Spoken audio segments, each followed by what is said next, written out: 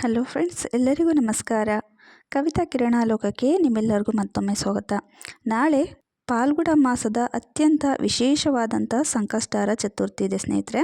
ಈ ಒಂದು ಸಂಕಷ್ಟಾರ ಚತುರ್ಥಿ ಯಾವ ದಿನ ಆಚರಣೆಯನ್ನು ಮಾಡಬೇಕು, ಸಂಕಷ್ಟಾರ ಚತುರ್ಥಿಯ ತಿಥಿ ಯಾವಾಗ ಪ್ರಾರಂಭವಾಗಿ ಯಾವಾಗ ಮುಕ್ತಾಯ ಆಗುತ್ತೆ, ಪೂಜಾ ಸಮಯ ಹಾಗೆಯೇ ಚಂದ್ರೋದಯದ ಸಮಯ ಯಾವಾಗ ಅಂತ ಇವತ್ತಿನ ವಿಡಿಯೋದಲ್ಲಿ ತಿಳ್ಕೊಳ್ಳೋಣ ಸ್ನೇಹಿತರೆ.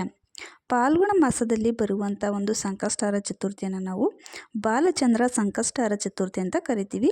ವಿಶೇಷವಾಗಿ ಈ ಒಂದು ಸಂಕಷ್ಟಾರ ಚತುರ್ಥಿಯನ್ನು ಮಾರ್ಚ್ 6ನೇ ತಾರೀಕು ಶುಕ್ರವಾರ ದಿನ ಆಚರಣೆಯನ್ನು ಮಾಡಲಾಗುತ್ತೆ ಸ್ನೇಹಿತರೆ. ಈ ಒಂದು ಸಂಕಷ್ಟಾರ ಚತುರ್ಥಿ ತಿಥಿ ಯಾವಾಗ ಪ್ರಾರಂಭವಾಗಿ ಯಾವಾಗ ಮುಕ್ತಾಯವಾಗುತ್ತೆ ಅಂತ ನೋಡೋದಾದರೆ, ಮಾರ್ಚ್ 6ನೇ ತಾರೀಕು ಶುಕ್ರವಾರ ಸಾಯಂಕಾಲ 5:55 ಈ ಒಂದು ಬಾಲಚಂದ್ರ ಸಂಕಷ್ಟಾರ ಚತುರ್ಥಿಯ ತಿಥಿ ಪ್ರಾರಂಭವಾದರೆ ಮುಕ್ತಾಯವಾಗುವಂಥದ್ದು ಮರುದಿನ ಶನಿವಾರ ಮಾರ್ಚ್ 7ನೇ ತಾರೀಕು ಸಾಯಂಕಾಲ 7:17 ಮುಕ್ತಾಯ ಆಗುತ್ತೆ.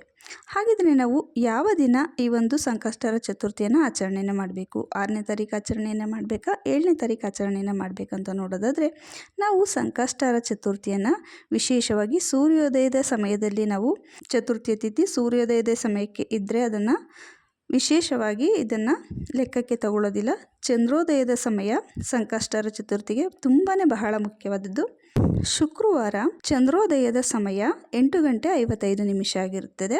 ಶನಿವಾರ ದಿನ ಚಂದ್ರೋದಯದ ಸಮಯವಾಗುವುದಕ್ಕಿಂತ ಮುಂಚೆಲೇ ಈ ಒಂದು ಸಂಕಷ್ಟಾರ ಚತುರ್ಥಿ ತಿಥಿ ಮುಕ್ತಾಯವಾಗುತ್ತದೆ. ಹಾಗಾಗಿ ವಿಶೇಷವಾಗಿ ಈ ಒಂದು ಬಾಲಚಂದ್ರ ಸಂಕಷ್ಟಾರ ಚತುರ್ಥಿಯನ್ನು ಶುಕ್ರವಾರ ದಿನ ಮಾರ್ಚ್ 6ನೇ ತಾರೀಕು ಆಚರಣೆಯನ್ನು ಮಾಡುವಂಥದ್ದು ವಿಶೇಷ ಸ್ನೇಹಿತರೆ.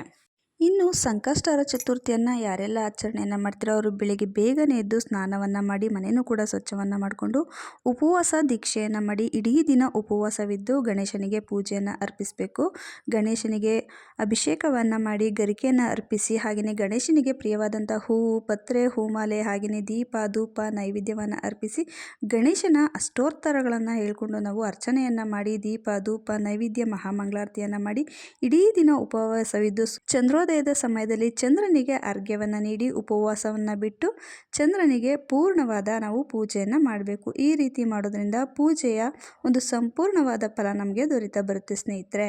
ಗಣೇಶನನ್ನು ವಿಘ್ನ ವಿನಾಶಕ ಅಂತ ಕರೀತಾರೆ ಸ್ನೇಹಿತರೆ. ಹೆಸರಲ್ಲೇ ಇರೋ ಹಾಗೆ ಸಂಕಷ್ಟಾರ ಚತುರ್ಥಿ ಎಲ್ಲ ಸಂಕಷ್ಟಗಳನ್ನು ಕಳೆಯುವಂಥ ಒಂದು ದಿನ ಅಂತಲೇ ಹೇಳ್ಬೋದು. ಹಾಗಾಗಿ ಫಾಲ್ಗುಣ ಮಾಸದಲ್ಲಿ ಬಂದಿರುವಂಥ ವಿಶೇಷವಾದ ಈ ಒಂದು ಬಾಲಚಂದ್ರ ಸಂಕಷ್ಟಾರ ಚತುರ್ಥಿಯನ್ನು ಪ್ರತಿಯೊಬ್ಬರು ಕೂಡ ಆಚರಣೆಯನ್ನು ಮಾಡಿ ಸ್ನೇಹಿತರೆ. ನಾವು ಪ್ರತಿಯೊಂದು ಕಷ್ಟಗಳಿಗೂ ಇಂಥದ್ದೇ ವ್ರತ ಪೂಜೆ ಅಂತ ಇರೋದಿಲ್ಲ.